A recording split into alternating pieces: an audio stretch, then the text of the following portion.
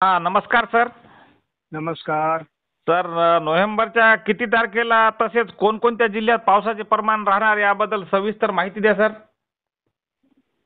सध्याच्या अंदाजानुसार 24 तारखेपासून महाराष्ट्रामध्ये पावसाला सुरुवात होईल. साधारण सांगली जिल्ह्यामध्ये त्याची सुरुवात असेल आणि 25 तारखेला पुणे, सातारा, सांगली, रत्नागिरी, सिंधुदुर्गच्या पूर्व भागामध्ये काही थोडंफार पावसाळी वातावरण तयार होऊ शकतं. आताच्या पहिल्या फेजमध्ये आणि कमी दाबामध्ये.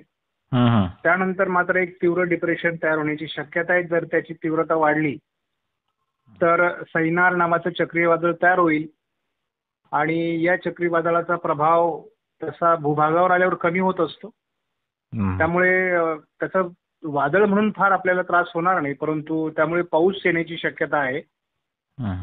आणि महाराष्ट्रामध्ये बहुतांश जिल्ह्यांमध्ये मराठवाड्याच्या सगळ्या जिल्ह्यांमध्ये पावसाची शक्यता आहे आणि पूर्व विदर्भाच्या सर्व जिल्ह्यांमध्ये पावसाची शक्यता आहे प्राथमिक अंदाजानुसार.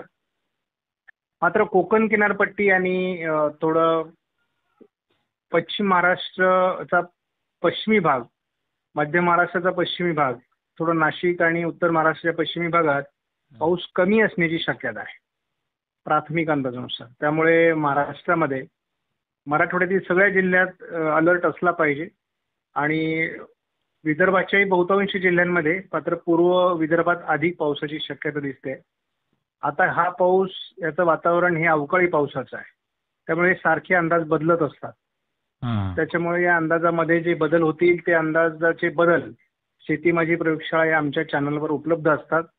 तर ते हा व्हिडिओ बघणाऱ्या सर्व शेतकऱ्यांना आमची विनंती असेल की त्यांनी या चॅनलला व्हिजिट करावी आणि त्या ठिकाणी तो सबस्क्राईब करावा आणि त्याचेही अंदाज बघावे, जेणेकरून त्यांना दररोजची अपडेट मिळू शकेल.